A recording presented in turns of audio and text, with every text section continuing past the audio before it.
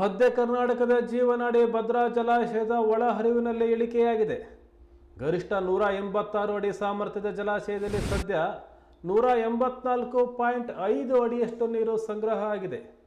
ಜಲಾಶಯಕ್ಕೆ 6024 ಕ್ಯೂಸೆಕ್ ಒಳಹರಿವು ಇದ್ದು, ಬಲದಂಡೆ ನಾಲೆಗೆ 2650 ಕ್ಯೂಸೆಕ್, ಎಡದಂಡೆ ನಾಲೆಗೆ 150 ಕ್ಯೂಸೆಕ್, ಭದ್ರಾ ಮೇಲ್ದಂಡೆ ಕಾಲುವೆಗೆ 700 ಕ್ಯೂಸೆಕ್ ಮತ್ತು ರಿವರ್ಸ್ ಲೂಯಿಸ್ ಗೇಟ್ನಲ್ಲಿ 500 ಕ್ಯೂಸೆಕ್ ಸೇರಿ ಒಟ್ಟು 4821 ಕ್ಯೂಸೆಕ್ ಹೊರಹರಿವು ಇದೆ.